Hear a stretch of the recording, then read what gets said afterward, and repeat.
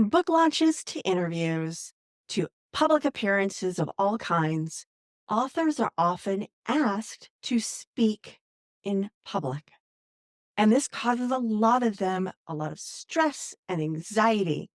If this is you, then stay tuned to this episode because my guest, Elle Ingalls, is going to be talking about her unique techniques for reducing stress on the go. On the go. It's amazing. Are you an entrepreneur, small business owner, or consultant looking to boost your authority, influence, and impact? The Author Switch podcast with best-selling, award-winning author Carma Spence is your answer. Tune in for actionable advice, powerful strategies, and engaging interviews to turn on your author switch and take your business to the next dimension. The Author Switch. Hello, and welcome to the Author Switch podcast. I am your host, Carma Spence, and I help executive coaches, business leaders, and consultants write, publish, and market their client-attracting books so that they can grow their businesses.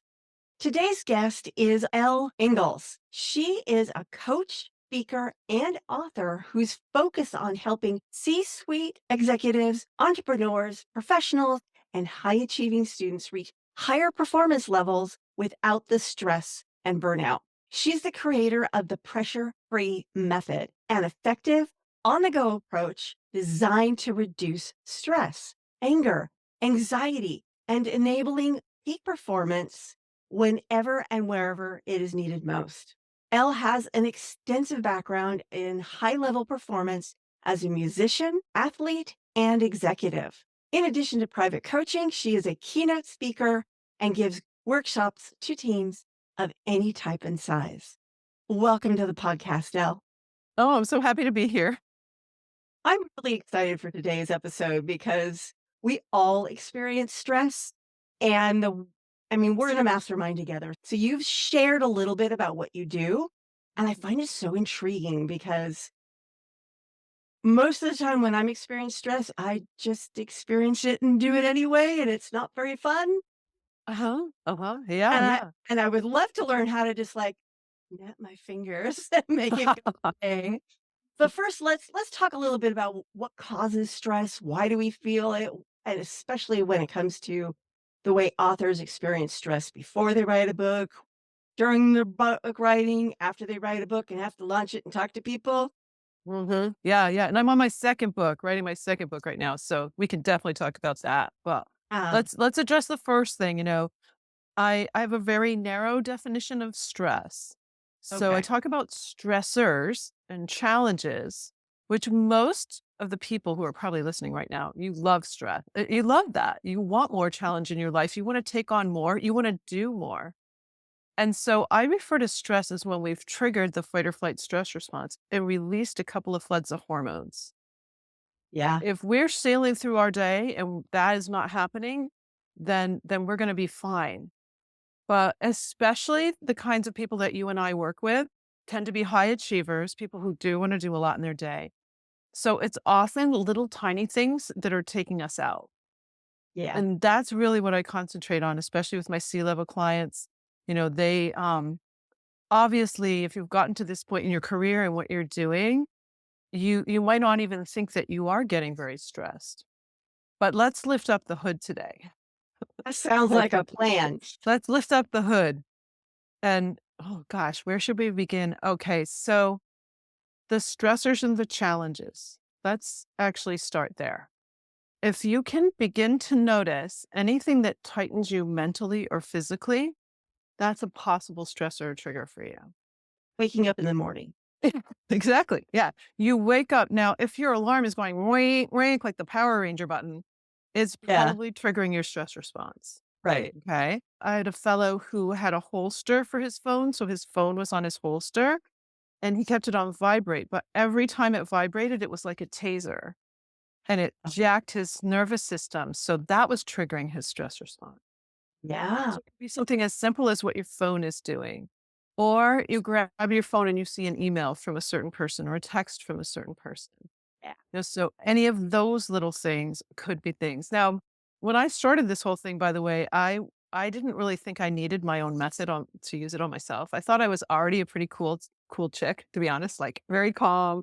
I've had some of the greatest musicians in the world say, "You are such a calm, cool exec. Like you just handle everything so well." But Yeah. there were signs. So let's talk about some of those signs for a moment, Karma. Like what I'm gonna ask you, like what tells you, I pushed a little too far, or I'm feeling some stress. Like what do you notice in your being? For me, it's often I start getting more distractible because I have ADD, so, squirrel all the time. But when I find that I can't even choose to focus, I Right. know I'm stressed out. I know I'm Okay. stressed out. And then and at that point, I usually do there's too much. Overwhelmed? Yeah. Yeah, that's like, I just too much on my plate. Okay. Let's take that one thing for a moment. So the lack of focus, and then notice it's combined a little bit with lack of willpower. Like you want to work on your writing, but you can't even do it. Or Right, like I should go out for a walk or exercise right now, but I can't even do it, right? right. So here's what happens when we trigger the fight or flight stress response. The first flood of hormones are called catecholamines. I call them a cocktail. So it's that adrenaline rush, if you will. So it is a cocktail though. It's adrenaline, it's noradrenaline, and a tiny bit of dopamine.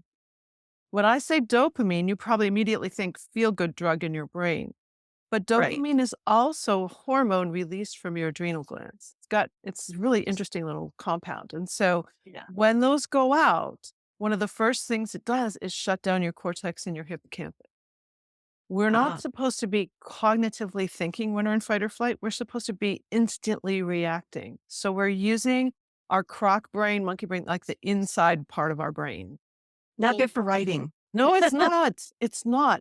You can be fooled though, because Yeah. some people are literally addicted to adrenaline. I want to raise my hand and say, hello, my name is Elle and I'm an adrenaline addict because I think I was. I was running on adrenaline for all my life until age 47. And there were clues. I had clues, but I denied them and didn't Yeah. pay attention to them because I was so driven. Yeah. But when this isn't working well, it's hard to make decisions. It's hard to access information. So that's why you'll be giving a speech or even working on your book. And you're like, brain fog. Like I can't even think of the thing, right? I know that thing so well, and yet I can't even remember the name of it or whatever. And it's when you lose your place. You're Yeah. just losing things. And I love to tell people like it's not your fault. It's that Yeah. this is shut down. And that's why Yeah. you're acting that way. And so we have some behaviors that kind of play a role in them. Mhm. Because especially when we're expected to operate at a high level, we'll compensate. So- And some of our behaviors we don't even know we're exhibiting. Like you might get really bossy or bitchy, right? Or just like, come on, let's get that done yesterday." I know it's like a come to Jesus moment here. Like, unless you admit it, like I love to say to my clients, acknowledgement sets you free. Like Yeah. if you, because it's really hard for people to acknowledge what isn't working right. Right. Some people get very finger pointy and blamey, like, oh, it's that person on the team. That's why we haven't finished this project yet. Or, it's his fault I didn't get my degree finished. Or, we'll have all these little inside blamey kind of things or shame on ourselves. We finger point to ourselves. Some people binge. It's like, oh my Oh, yeah. God, I can't not. I go for chocolate. That's my Oh, my go-to. I had an executive who kept a little secret store of high-end chocolate in her drawer, in her desk drawer. Chocolate was her thing, but it's funny. I'm writing a book right now called The Pressure Free CEO. And in my introduction, I talk about two CEOs, Susan Wojcicki, who just passed away of cancer at age 56, and George Weissman, who was the chair of Philip Morris Company, who lived to be 90. He died because of a fall. Okay, so he didn't have lung cancer or anything. He died because he fell in the home that I was staying in, by the way. It's pretty crazy. Wow. I stayed in his home, and that's how I found this whole story out. But he smoked 40 cigarettes a day and had 2 beers and a glass of wine every night. Oh, So what's going on between these two people, right? And I write this in my book. I wonder if Weissman, every time he felt some sort of tension going down, he grabbed the cigarette, and he took that long, slow breath, and it was actually interrupting his stress response. right. Not that I'm promoting smoking. Okay. Yeah. There are many other ways. I have dozens of tools to help people interrupt the stress response, which is what my practice is about. But I Right. thought, is that what he was doing?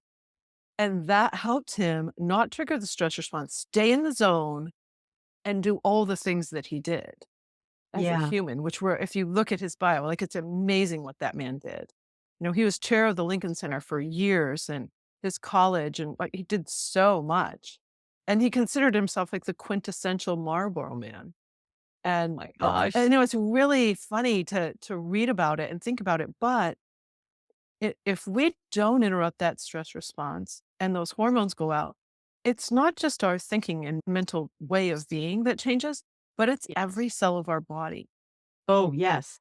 I was just thinking of what you said earlier when you were talking about being addicted to adrenaline. I think in my former marriage, it was less than happy. It was kind of abusive. And so I was in a constant state of stress for 13 years. But afterwards, I'm finding it hard to not be that way. Oh, right. It's like You have a you get habit. used to it. So it's a habit now. So Yeah. I tend to over push myself and not relax. Relax? What's that? Yeah. So here's what's kind of cool. I mean, sometimes I have people come to me and say, I'm a total type A, blah, blah, blah. I don't want to be a type B. Like, right? And so what I Right. love to say is, okay, how about if you become a type P, which is present, powerful, productive, and peaceful? Oh, that sounds Okay. delightful. Yeah, yeah. And so the only thing that's keeping you from that are these stress hormones. That's the only thing keeping you from that. No matter what life is throwing at you, no matter what it is, if you can learn to not release those hormones, then this isn't going to mess up. Right. Your heart is going to be so much more healthy. I'll just share a Yeah. couple things that happened to me because it really amazes me. But this hand here, I'm a violinist. This hand, my first big violin competition, I was 13, and it broke out in eczema so severely that these knuckles were cracked and bleeding for 35 years. That is a 62-year-old hand now. Like, I've never had skin like this in my whole life. That is amazing. And Also that was had just stress. And I was into I tried every diet. I didn't even eat chocolate for 90. Like, I tried everything to try and heal that, and it never went away. But I also had dense fibrous breast tissues, which are precursor to breast cancer. My mother died of breast cancer. In fact, I'm the age she was when she first contracted it. My tissues changed in 8 weeks. All this happened in an 8-week time of using my method on myself. I'm Oh my working god. with another woman in 4.5 weeks. Her tissues completely changed. I need you. So, I mean, what that got me thinking, okay, so what disease or chronic anything going on in the body is not affected by these hormones? So no matter Right. what one of my clients has, I'm like instantly going into NIH and I'm looking at studies to see, okay, how do these hormones affect whatever's going on? Now, when Right. Susan Wojcicki got her cancer diagnosis, it was non-small cell carcinoma of the lungs. As far as I know, she never smoked, okay? And so you meet people get lung cancer who have never smoked. The number Rare, but it one happens. Yeah. yeah, it's like 28% actually. So the people who that happens to, one of the number one feeders, if you will, is psychological stress. And that's because these hormones, when they release, they they can find dormant, um, mutated cells. They're not growing, and they can light them up. Wow. And then the second flood of hormones, those hormones will cause those cells to expand and grow. So there's like so many different little effects that these hormones have on cancer cells. And so if you can't get a hold of your stress response, then even the drugs that they'll give you for non-small cell carcinoma, they're not effective if you're releasing these Right. hormones. So it's Right. pretty interesting to kind of get into the chemical soup of it all, which I kind of Yeah. nerd out on, but Yeah. but And stress is linked to so many health problems. I mean, autoimmune diseases, like you just name it, and you can trace it back. And either these hormones either directly cause it or exacerbate whatever the condition is. So if we can back that out, then things start to operate in a different way. Your body starts to operate in a different way. Your mind starts to operate in a different way. And I like to tell my clients we're not trying hard because you'll try too hard. That Right. that just builds tension, right? So we just need to play. We need to understand what are those stressors, challenges, or triggers that put you right on the edge. And and that is our moments. So when you read things about stress, and you might get this advice from your physician, most people, in fact, my father, who died of his second heart attack, most people will say, the physicians say, oh, you need to slow down. You need to take time off. Go out and walk in the forest, which I love. Okay. But what if you could just walk in the forest because you wanted to have fun and not because you were so stressed out that you had to go walk in the forest? Right. Exactly. And sometimes taking time off stresses you out because you're thinking of all the things that you should be doing. And oh, I have one executive, it stresses him out to fly because he's not flying the plane. oh, Right. Wants to be in control. Can't stand it when the Uber driver's driving. I want to drive the car. Right. oh, wow. So, everybody has these different things, but you're right. People will come back from vacation more exhausted than when they Yeah, left because there are exactly. different stressors when you take yourself somewhere, when you travel. Most people have travel anxiety. In fact, their digestive system will mess up. And that is a real deal. I had a client who owned a home in Venice, Hawaii, and a couple in Colorado, like traveling all the time. And when she came over to me, she goes, my number one issue is that this gets all messed up every time I travel, and I travel all the time. Yeah. She would text me, everything's working now. Like, oh, this is Thank hilarious. you. But it's so good. It's so good Yeah. that you can keep your body working and travel wherever you want and Yeah. seamlessly move through time zones without all of those things bothering you. Right. So, And when you're an author, you need to start doing the things you need to do yeah. so that your message can get out in the world. And if that's stressing you out, and the fact that it's not getting out of the world is also stressing you out, you need some way to stop that stress so that you can do the things you need to do and get your message out in the world. And we will Yeah. talk about that in the second half of this podcast. Do you feel intimidated by the idea of marketing your book?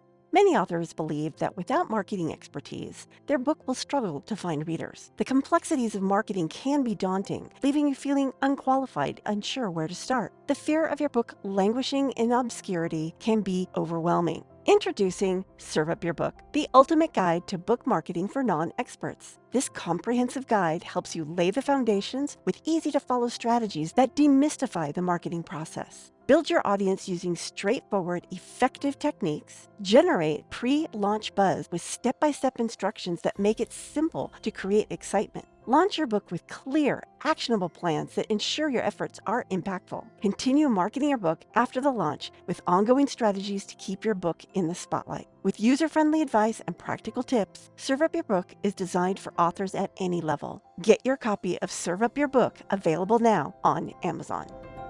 Welcome back to the Author Switch podcast. I am your host, Carma Spence, and I help executive coaches, business leaders, and consultants write, publish, and market client attracting books.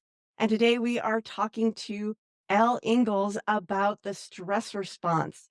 In the first half, we were talking about what stress is, what happens when you're experiencing it, and now we're going to dig into the good stuff and get rid of all that stuff. So go, Elle. Okay. Okay. So here we go. I'm going to give you the full method. It's just 3 steps. I love to keep things really simple for people, and I use a lot of alliteration too. So the first step are I call it targets. So what are you aiming for? What do you want to see happen? When do you want your book done? Like, what is it that you're working on that you need to have? Maybe you need to clean some other stuff up so that you can get to your book. Maybe, what are those targets? And so sometimes, honestly, Karma, people will say to me, "Elle, I just need to feel happier. I need to feel stronger. Like, I don't feel like I have the capability to even do this project or take my Right. company to the next level or whatever the thing is." So sometimes Yeah. it's emotional. The target is emotional, and those are great. It's like, what are you aiming for? When it comes to those emotions, these are some of the words people will say. They go, I want to feel calmer. I use C words. I want to feel calmer, more confident. I want to feel composed in situations instead of jacked all around by my emotions. I want to feel congruent, inside, outside matching. No more imposter syndrome or fake mask and all that stuff. I fake it till you make it. There's two things I stand for. Well, I stand for a lot of things, but two things that really, I really kind of get on my high horse about, and that's like get out of your comfort zone. We hear that all the time. I think that's dangerous. Like if you get out of your comfort zone, you're probably triggering the stress response. And Yeah. if you have no mechanism to protect yourself from that, you're going to harm yourself. So Right. what I do with people is I help them expand their comfort zone and step. That is This delicious. is crazy. Okay. So because if you're a writer, you'll probably be a speaker and you're probably taking stages.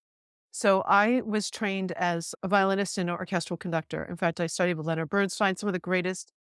I was able to be in the rooms with some of the greatest conductors in the world because my conducting teacher was one of the greatest conducting teachers in the world. So I created a way to take a stage and people noticed this. Like my colleagues would notice this, like, how can you be so calm back here before the concert? Like, Right. totally cool. And one of it is like in your zone, like in your space, you use particular tools that I'll teach you. Like you're staying just in your zone, like in your genius zone. And then when you go to take the stage, here's exactly what I would imagine. I would imagine this zone, if you will, expanding in front of me with every step that I took. Now, an orchestra conductor, we've got to take the whole room. Okay. Mm. So as I'm expanding it, it's going out to cover all the musicians and to cover the entire audience all the way through the doors of the hall. If it's three balconies, like it's all the way out. By the time I've stood to take my bow, that Mhm. energy is going all the way out. It's all the way out. So I'm stepping in my comfort zone. And then Right. I turn to the orchestra, which means my back is here now. This has to be three-dimensional. Right. So many times as speakers, we're thinking of this forward, but I encourage you to also think this back. Like Yeah. three-dimensionally open your space and open your energy to encompass everybody in the room, because what you're doing when you take the stage is you're literally creating a space. Mhm. And if you don't, people aren't listening. Yeah. The people in the back aren't listening. But if you can really do that, first of all, you get to stay in your zone and not be nervous and be totally clear with your message because you're all in, but you've Right. created a space that's very unique and people will feel that. I know when I do it and I know when I don't. Yeah, and it seems like something you'd have to, like, practice You at. practice. You practice it. You can even practice it in your own home, you know? Like you can practice it at a dinner table and it's not about speaking. Like you Right. could be sitting with your family at the dinner table and expand the space to make, and like you have an intention about the space. In this space, I want everybody to feel really loved, really, really have an enjoyable time. Like, what are the words that you want to put in? That's a piece of targets. Like, what do you want to have happen here? And what words? When I write, I have my own planner I created and I Right. use it. Okay, so here's your name. I wanted a fabulous time with you. I hope we're doing it. That's like my overarching word for like how we're having an experience. So, Right. step one, targets. What are you aiming for? Step two, triggers. We've got to notice all those things that take you out of your game. It could be traffic. It could be someone else running late. There's a lot of time triggers. It could be, I have on these pants and they slide off my butt. Drives me crazy. It's Oh, well, I've had those. You're like, "Oh, I so will it's like, not wear those okay, again." I should just get rid of these. you know, but I'm a frugal New Englander. This is hard. Yes. so, so little things, noticing those little things. For many, many years, I didn't notice that visual clutter is a trigger for me. Visual clutter. Something There's is, actually scientific evidence about that, of how yeah, physical clutter causes all sorts of things. yeah. Smells and sounds are also triggers for me. Yeah. So I would say on the one hand, I'm very much in control of my environment, but on the other hand, I'm very much easily triggered by an environment. So I've really had to work on that personally. So we figure out what those things are. Some people will say, hey, it's my whole family. Right? Oftentimes, the people who love us the most, the people that we live with, will be the ones causing us. We're the ones doing it. Like, okay, so Yeah. we're Yeah. overreacting to the situations, but Yeah. we have these patterns and habits. And until Exactly. we get clear and really look at it. In fact, Yeah. in an office situation, one of my C-level execs, it was probably our third session. They said to me, I'm understanding now how I'm triggering my staff. That's big. Like, that's really big when you can notice that, because now everybody's kind of walking on eggshells. They don't want to say anything that might upset the apple cart, like all these little metaphors, but you know what I mean? It's like, Yeah. it's like you'll hold back. People will hold back because they're so afraid of causing an outburst, or and so triggers, you can identify these emotions as ones that'll put you right on the edge, feeling angry, annoyed, Yeah. anxious, afraid, or ashamed. Right. And I Sometimes found it's that the not. more you care about something or someone, the more they're going to trigger you because you care. Oh yeah. Oh yeah. And that gets into a few others, like anytime you worry. So if you start worrying, you've probably already triggered the stress response. So with worry, I you am a really have worry to wart. catch it ahead of time. And and I go deeply into worry with my clients because it's so unhelpful. It is so unhelpful. But then there's other things like meddling. So you might meddle with employees, you might meddle with someone in the family or friends. It's when we're inserting ourselves where we're not really necessary. Right. And some of us are a little bit know-it-all. Know anybody like that? So it's I really don't know easy. anyone like that. It's really easy because you want to help, right? Yeah. Yeah. Um, struggling. So your effort's going great. This is important for writing. Like, your effort is going great, and then all of a sudden you're hitting the wall. Yeah. And I'm going to give you a couple tools right now, and that's actually step 3 are tools. Okay, so let's use this as the beginning of that tool, teaching about tools. So your effort's going great, and then all of a sudden you're starting to feel it, like it's shutting down. Right in that moment, these would be the tools that I would use right in these moments. And by the way, I have dozens of tools. If these tools aren't working for you, like you try them and you're like, oh, that doesn't work, that's because you're different. You're different than I am. You're different than Karma. Like, it's I've had to build dozens of tools because everyone is so different. So for me, if I'm starting to feel that tension, the first thing I do is relax my abs and smile a little. So if I smile a little, the corner, and you have to catch it, by the way, in the first 10 seconds of that struggle. If it's past 10 seconds, you probably release the hormones. And then you might think, like, a few hours later or even half hour later, you're like, you're better now, but you actually aren't better, because there are 2 different floods of hormones that are going to go out. And it takes a male body up to 9 hours before those hormones are dissipated out of the cells completely and you're back to normal. But for women, it's an up to 24-hour cycle, which is why we have so much chronic disease in our country. And we've spread those chronic diseases to all these other countries that didn't used to have them. And they'll say it's the food and the diet. It's not the food. It's not the diet. It's not the exercise. It is the stress response. We've created a way of life that is highly susceptible to triggering the stress response. Yeah. So angry, anxious, annoyed, shame, worry, like all these little things. Again, anything that causes you to feel some tension, those are your triggers. And we start mapping them. Okay, so when so and so, I hear this certain tone of voice, I get annoyed. Oh, okay. So anytime that person starts to talk with that tone of voice, that's your moment. That's your 10 seconds. So people will say, oh, meditate for 3 minutes or 10 minutes or whatever. You don't have to do any of that. You simply have to interrupt the stress hormone. That's all you have to do. So abs are powerful. That's the first thing I mentioned. Let's go a little Yeah. deeper on that. And you cut me off whenever we have time, probably, because Yeah. I could Yeah. go for hours. Okay. So, um, with tools in particular, but with our abdominal muscles, it's like body armor. Hmm. We've been taught by trainers and all kinds of people that, like, our parents, suck it in, stand up straight, like, we suck it in. So these muscles act like we don't have ribs, right? They are Right. protecting our precious organs. Right. So when your abs are tight, the moment you're going to go into fight or flight for some, like, a real physical attack, your abs are going to tighten up. If you relax those muscles, it tells your brain there's no reason to go into fight or flight. Well, how do you relax them? All right, let's put our hands on our belly. Okay. Put your hand on your belly. You can close your eyes if you want. and Okay. just see if you can get a little bit of movement of relaxation in those muscles. And you have to let go of looking thin. You got to like, it looks like I have twins. Like, just let it all hang out. I'm a 70s girl. Let's just let it all hang out. Like, nobody worried about their bellies back then, but nobody ate a ton of food either.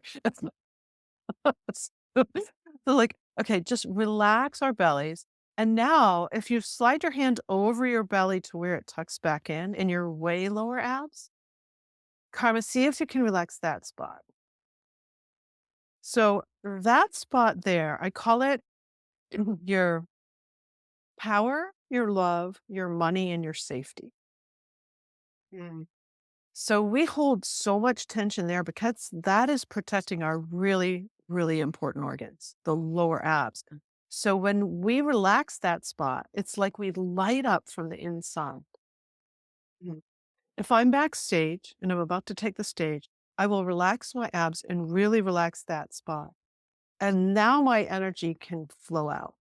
But if that spot is tight, it's going to be much less effective. I will look to the people like I'm trying to defend myself and protect myself. Ooh.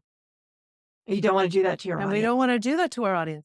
So when your abs are relaxed, honestly, if you're kind of letting your belly hang out, they won't even look there because now the energy is flowing up and out Mhm. through your face.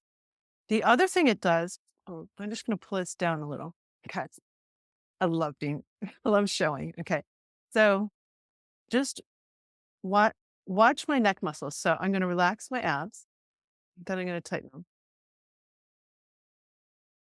Just like this little bit of engagement, like right in here. Yeah.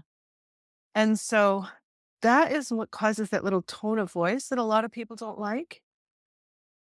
So when you relax your abs, the whole front of your body can get softer Right. and it opens. So now your audience can come into you. That's a whole different experience than I a bet. person forcing their agenda out into the audience. Right. It's like you're full and open and they're coming into you. Right. So the key are really those lower abs. And if those way lower abs are relaxed, then those abs are relaxed. You can even notice it with your hands. Like if you tighten your muscles and feel how your hands move and then relax the muscles, there's just the tiniest bit of less engagement. So your Hmm. hands are more free. So playing with those abs, and I'm telling you, like I've worked with baseball players and all kinds of people that have like super, super, super six-pack abs, and it's so hard for them to relax there. And so we have to Yeah. really work on it because you cannot take a full, deep abdominal breath if your abs are tight. And Yeah. that's another, we hear all the time, take a long, slow breath. But when I would take my long, slow breath prior to becoming pressure free, it would be like, okay, that's got to be long, right? Yeah. It's not long at all because adrenaline warps time, right? Yeah, it does. And I missed the 10-second solution. I didn't know about it. And so when I started then playing with starting that breath in that 10-second window, oh, okay, now my face didn't turn red. Now my palms aren't sweaty. You know, what are the things? When I asked you, you were saying brain things, but there's body things. Oh, I'm So sure people there are. get super fidgety. Let's click the pen in the meeting and jiggle the leg. And our jaw's tightening, and now I'm grinding my teeth because I can't believe what she's saying. And it's I know I am unconsciously grinding my teeth, especially at night, because I'm having all sorts of I issues. already have teeth issues because of a car accident. Now I've got more. And Okay. I'm now starting to notice I do it during the day. I can feel myself going, Is there a side? Oh, okay. Which side did you just do that on? I think mostly my right. Your right side. Okay, that's kind of interesting. All right. So when we have more tension on the right side, like my right side tends to be the side I injure as an athlete. Like more of my stuff happens on the right side than the left. Although left, I'm a tooth grinder here because of my violin. I was a tooth grinder, not a Yeah, tooth I grinder didn't injure anymore. my left side, but I seem to grind more on my right. So interesting. What's you're ruminating? The rumination is usually what causes the tooth grinding. Like you're lying in bed, you're falling asleep, and you will be in that theta wave zone. So you're half subconscious conscious. Like that's when your subconscious conscious are most connected, according to some neurobiologists, is just as you're drifting off to sleep. So here's a tool for you. when you're getting to that point of starting to drift off to sleep, be very intentional about what you're thinking about.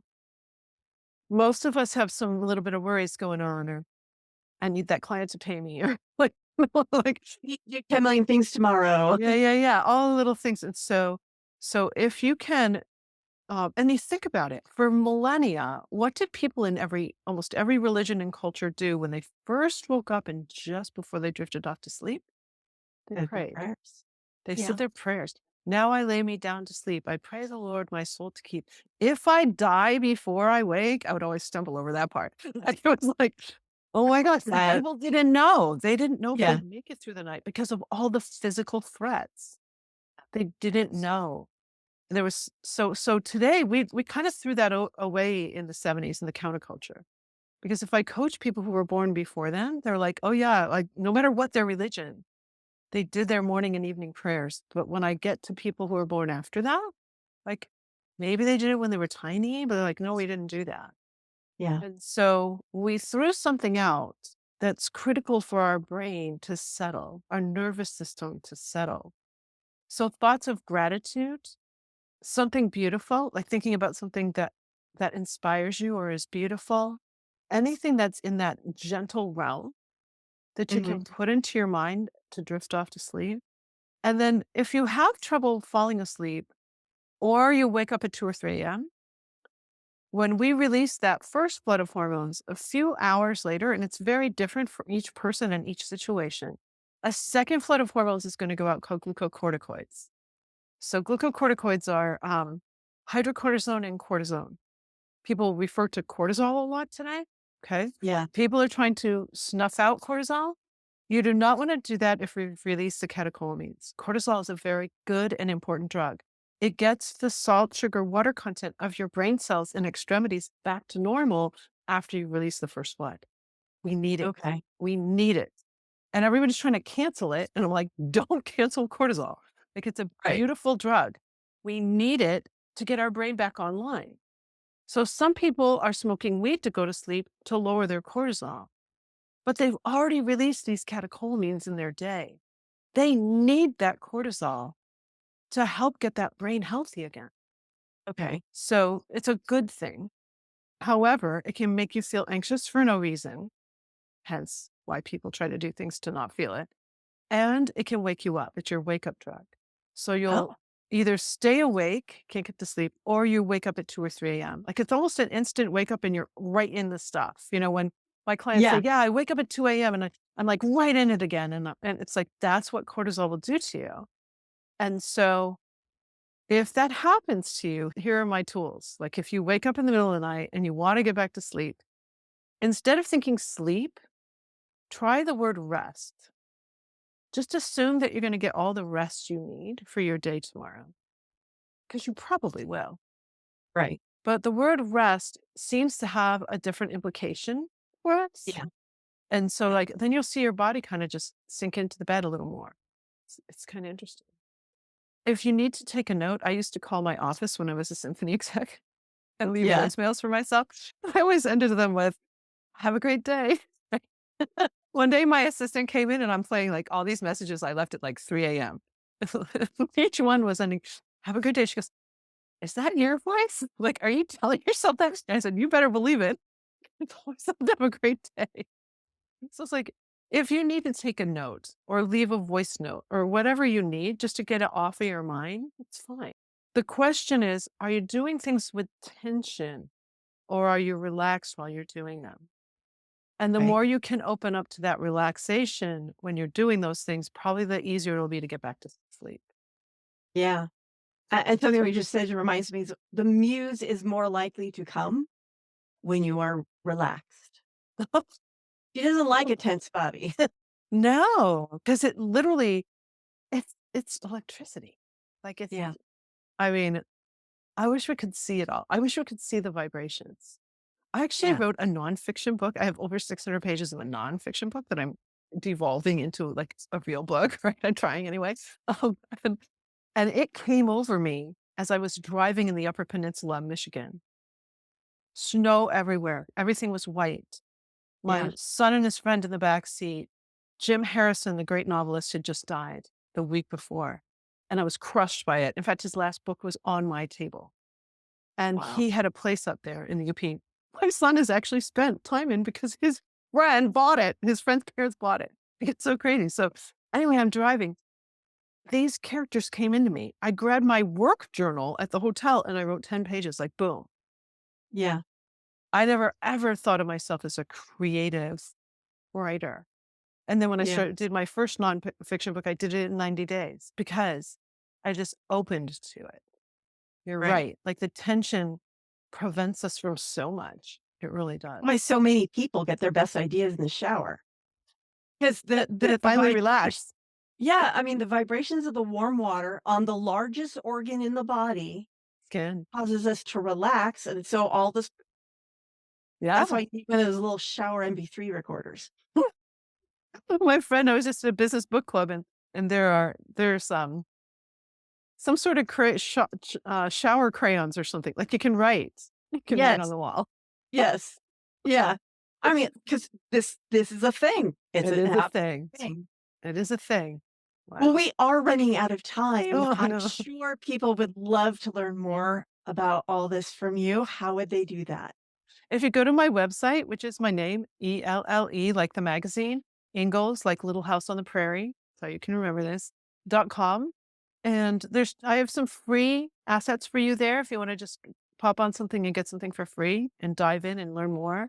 If you want to have a call with me and actually talk, it's totally complimentary. And I can learn about you.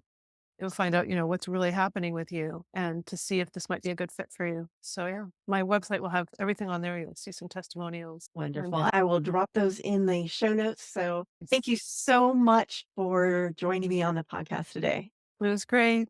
This is the end of the Author Switch podcast. This is your host, Carma Spence, saying, ciao for now. If you've enjoyed this episode of the Author Switch podcast and would like to show your support, there are a few ways that you can do that. First, I encourage you to subscribe to the podcast so you never miss an episode. Additionally, leaving a rating and review would greatly help me reach more listeners and continue providing valuable content. To stay up to date with the Author Switch podcast and gain access to additional information on amplifying your authority, influence, and thought leadership through books, you can follow me on LinkedIn at Carma Spence. For those interested in catching up on previous episodes, including those no longer available on podcast platforms, you can find them all at authorswitch.com/episodes, where you can choose to watch or listen to them at your convenience. Thank you so much for your support and for being a part of the Author Switch community.